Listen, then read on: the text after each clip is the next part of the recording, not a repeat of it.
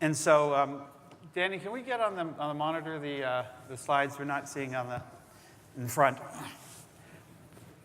So we have this panel of people who have really been there and done that, and I really love that. And the titles are all up here, but down at the far end is Scott Brewer, who's the Deputy Assistant Secretary at your Department of Homeland Security.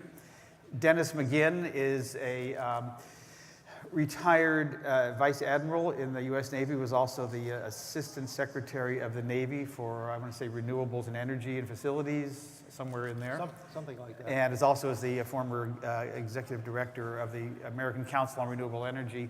And Matti Stanislas is at WRI, and I forget your title, forgive me, Circular Economy Fellow at the World Resources Institute. Oh, there it is, up there. Now you can see it. And all three of you have been looking at this world of climate in this resilience in a climate-constrained world. So I was just sort of get into some definitionally here, and to start with you, Denny. When we talk about resilience, we all sort of resiliency. Different people, I use resilience. A lot of people sort of intuitively know what that means, and I think guessing that the definition has probably changed somewhat over the past few years. How do you define it, and how is it shifting? I think we're finding in the face of some pretty severe and frequent weather events in this country as well as globally, that people's awareness of resilience and the need to be tougher to try to shorten the time it takes to recover from a natural disaster, or it could be a man-made disaster as well, and to try to minimize the depth of loss of functionality of a society, a company, an individual. So, folks down in the Florida Panhandle and southern Georgia now struggling to put their lives back together and basically looking for the essentials of life like water and shelter and food.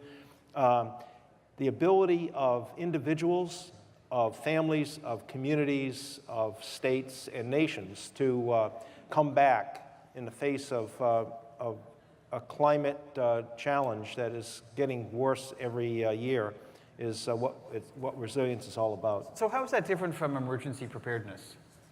I think it's it's preparedness in a couple of realms. One, psychologically, to know it isn't a question of if, it's a question of when we are going to be challenged as individuals and communities and nations with some very adverse events. So it is also a physical preparedness in terms of pre-positioning equipment, learning from past disasters, and I'm sure that Scott can wax eloquent from the perch at Homeland Security on that. And are we only talking about climate here when we talk about resilience? No, I think there are a lot of challenges, many of which are climate related, but there are others as well. Competition, a lot of the social challenges in our cities, challenges in trying to squeeze more and more efficiency out of every bit of energy that we have. So it goes across the board. The most dramatic ones, though, are the disasters that really, really put a lot of pressure on our functionality and our ability to live a high quality of life and to get things done, whatever that job is. So, and all of it has to do with how we set things up in the first place. Scott Brewer, we look at the grid, at the housing stock, at the way cities are designed. I mean, there's so many aspects of what we've built in the past that just aren't well suited to be resilient. And then they get knocked down, and then what happens? Well, as we saw with Hurricane Maria and the recovery that's going on there, the model that was adopted was build back better.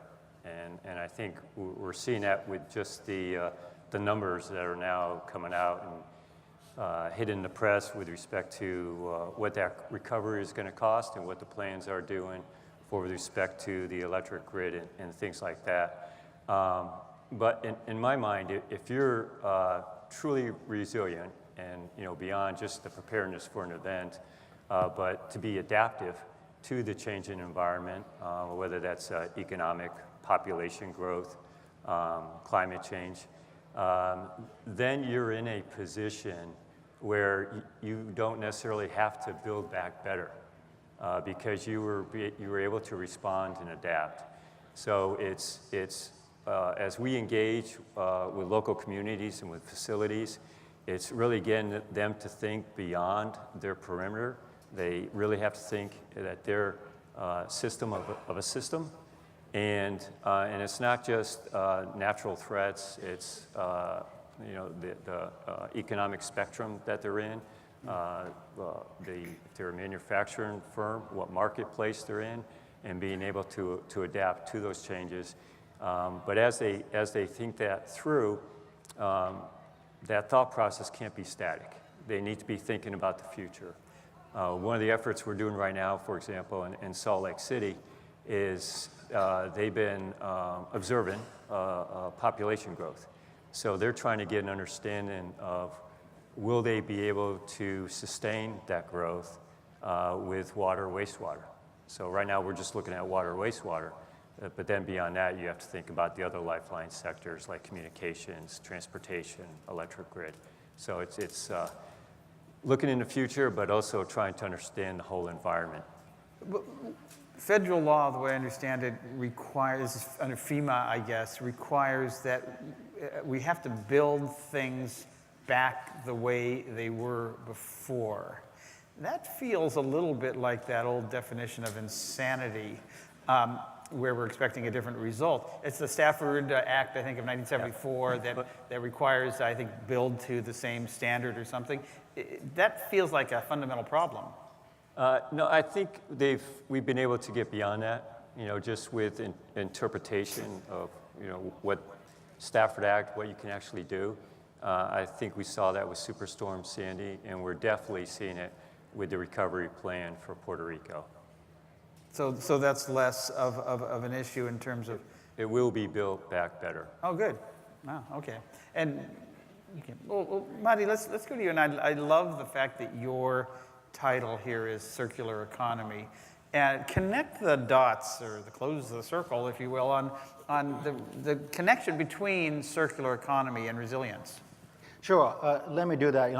Just a bit of background. I was with the Obama administration. I led emergency response there, and I guess have a different view regarding FEMA funding and how funding should or should not occur, because I think we keep repeating some of the same mistakes. Let me come back to that a bit. So when I look at circular economy, the question is, why am I here? And it's really the nexus of raw materials and economic growth. So from the nexus of raw materials and economic growth, there is a serious economic risk, environmental risk, and social risk. So we are using raw materials faster than GDP globally. And we've actually seen it accelerate since 2005, right? So what does that acceleration mean? So numerous countries, about 20 countries, have identified the access to raw materials as having a serious economic risk to their future standing.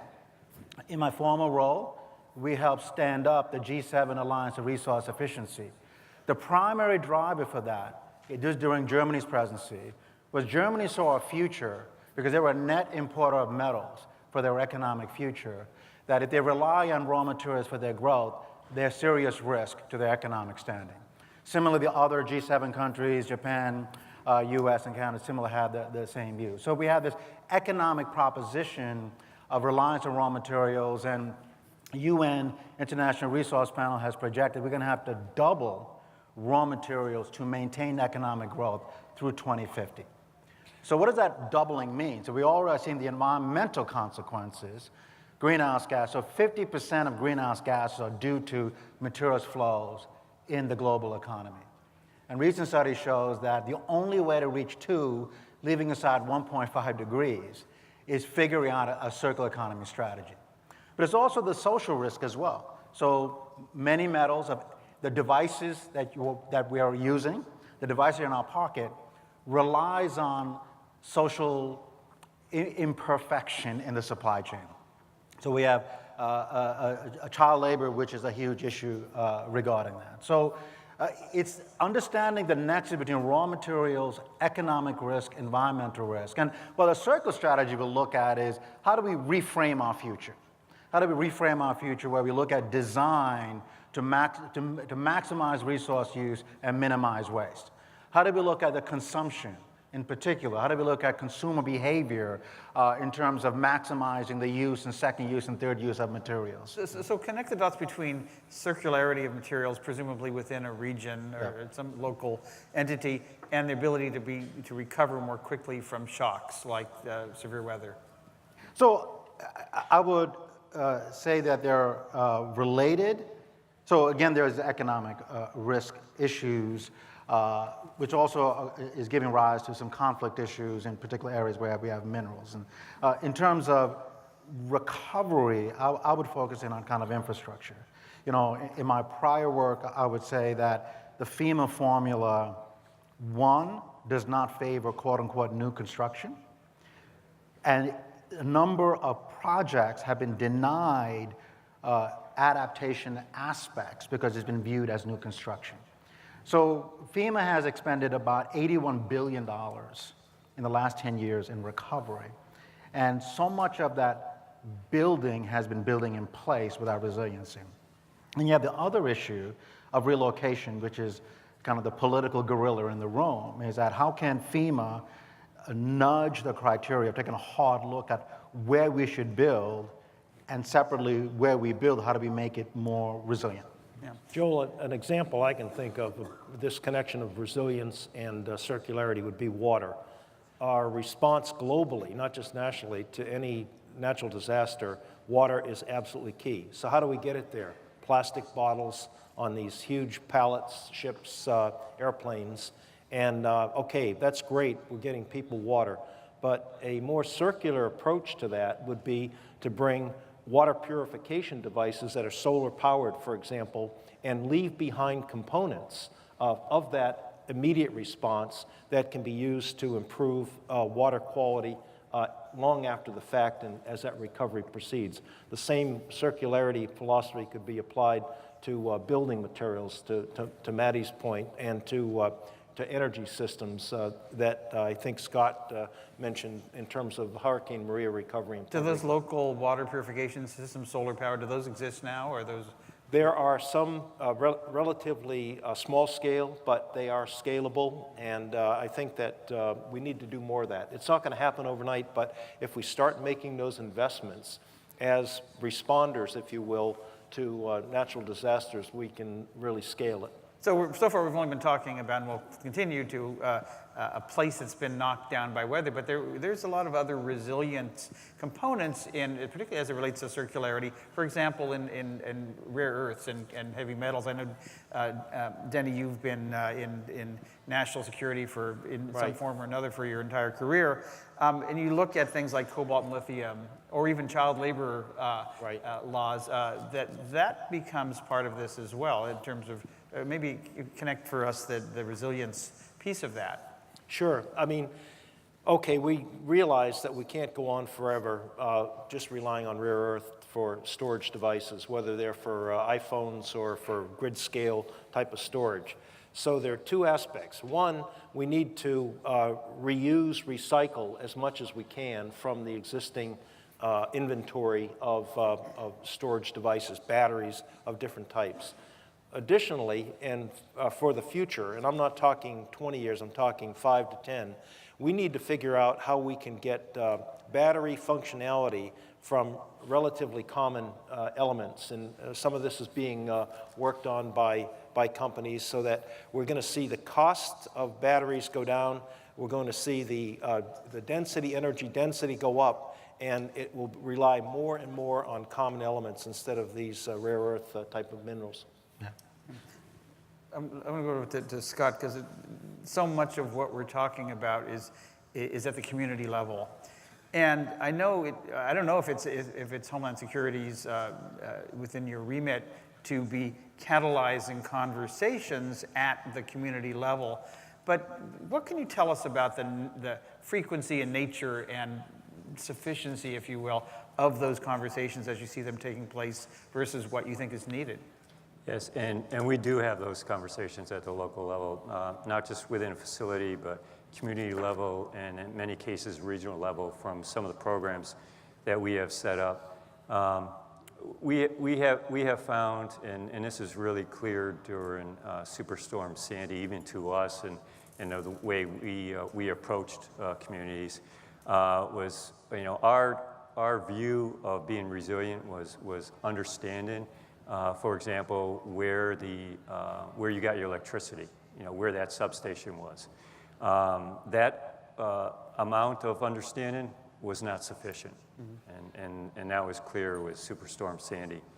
So now when we dialogue with facilities and we dialogue with communities, it's really getting them to understand the full system, not just the first node, the second node, the third node of where, whether it's energy, whether it's a commodity, whether it's a resource, where it is coming from. A good example was using Hurricane Maria. Most or much of this saline solution that is used in the U.S. was produced in Puerto Rico. That was not known until Hurricane Maria. Yeah. And if you went to a service provider, a health service provider, and you asked them, you know, where do you get your saline solution? They'd probably say, well, I get it from Dallas. Right. Well, that's the distributor. And really today, when you're talking about resilience, you need to know beyond that distributor. Yeah. So when events occur, you can then adapt to that changing environment and be in a position to continue. Yeah. I want to get to a question in a minute, but Mandy, I know that there's we talk about this as if it's just process, but there's a huge economic cost of both action and inaction. Is there some sort of metric or some understanding of how those two compare? In other words, if you spend a nickel now, you'll save some number of nickels later, or is that not the right way to think about it? Well, I mean, probably everyone has seen the Paulson Bloomberg, I think it's called Risky Business, where it projects $3 to $5 billion of incremental cost. Munich Reinsurance, one of the world's largest insurance, have had the two of the biggest payouts in the last 10 years in their history, over $300 billion in payouts. Right. So, I think one of, in the conversation we were having in prep is that we know what needs to happen in terms of adaptation. Why is it so slow to be integrated? And I actually think that socializing the life cycle cost of inaction is not being done right now. What does that mean to socialize the life cycle cost of inaction? Well, how do we look at continuing to rebuild the economic cost to a local government, to a state government, and a federal government? What is the life cycle cost for the private sector to constantly kind of reinvesting in this? So I do not believe that the economic cost of inaction is really well understood. I think if it was, we put more investment in the kind of capital investment to prevent the heavier cost in the future. So I think more needs to be done regarding that. Just in terms of better understanding the costs? Better understanding the historic data points of the cost of the various recovery and restoration, but the various forecasts of what are the forecasts from an economic perspective of inaction to the economy, both at various, municipal, state, and local, and federal level. Let's get in a real quick question, Elaine, because I want to come back with one final one. Sure. So, question has to do with, again, the combination or the convergence of circularity and resilience, and specifically infrastructure. So, how do we accelerate infrastructure for circularity? So, I guess I would focus in on, is energy.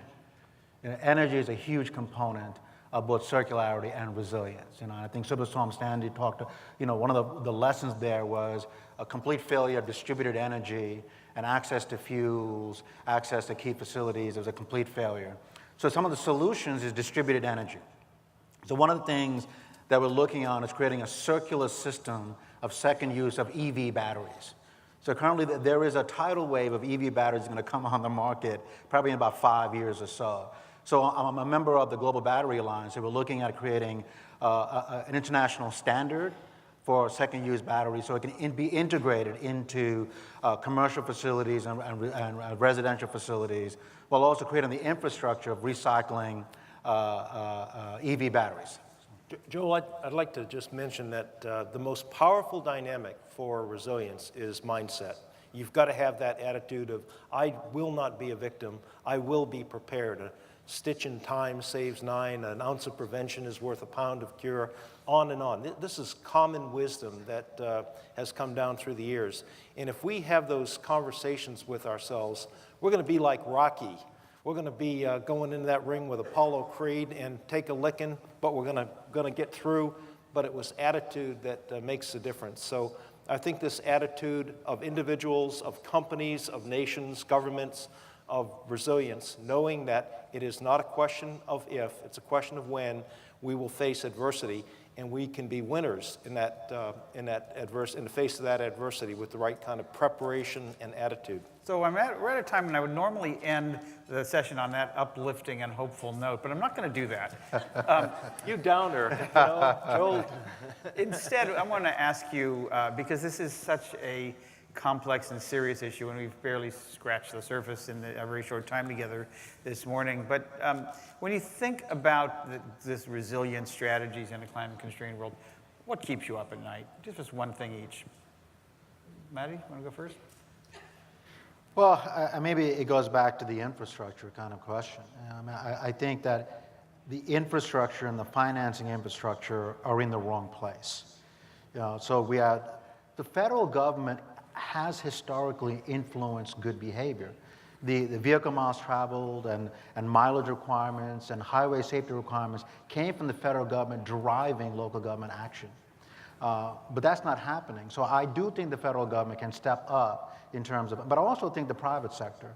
I think direct insurers and reinsurers can establish standards to drive behavior regarding infrastructure. A failure to look at infrastructure is, I think, a real risk, particularly coastal communities. Well, let's hopscotch over to the federal government. Scott, Sure. Are you looking at the right things? Well, we've been working, I think, a lot on the public-private partnership, and we've now at a point where we're well beyond the information sharing. Right. What's keeping keeping you up? Now it's what's keeping me up is really having folks understand where they are at. Before you can move forward in any direction, you have to have an understanding of where you are, where you sit in that systems of systems, and then have accurate information to move forward. So you have to be collaborative. You have to be willing to come to the table, leave your logo for your company and your ego at the door, and have that open discussion. Okay.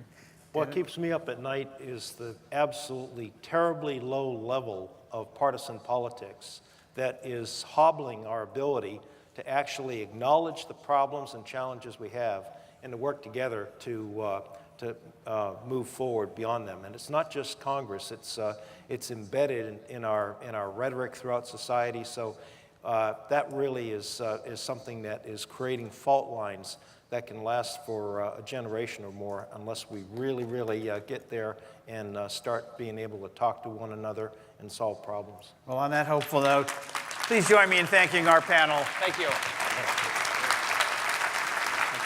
Thank you so much, man. Thanks, Ken.